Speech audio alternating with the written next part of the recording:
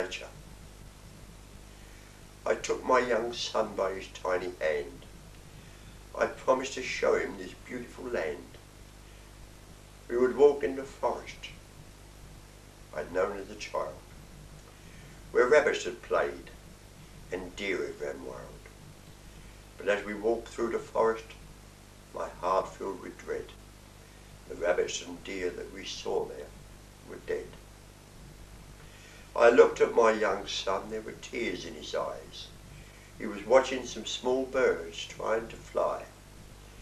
"Daddy," he said, "why don't they sing? And where are the bees you said would sting?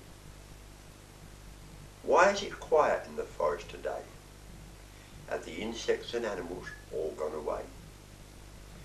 Where are the squirrels you said would need to be gathering nuts for their winter's feed? Where are the ants, the lizards and snakes? Where is the music the forest makes? Where are the fish you said swim in the stream? The trout and the carp, the redfin and bream?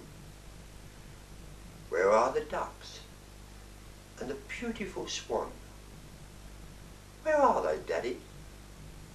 Where have they gone?"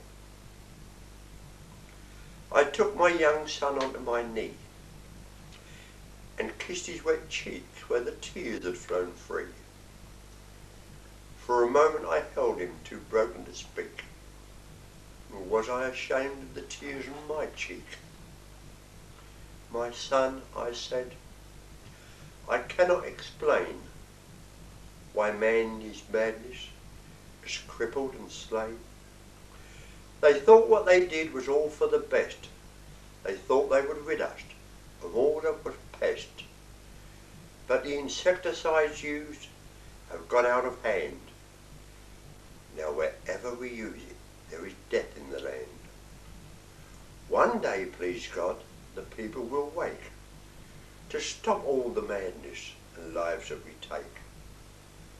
Then, please God, my son, I pray that we can stop all this madness before you're a man."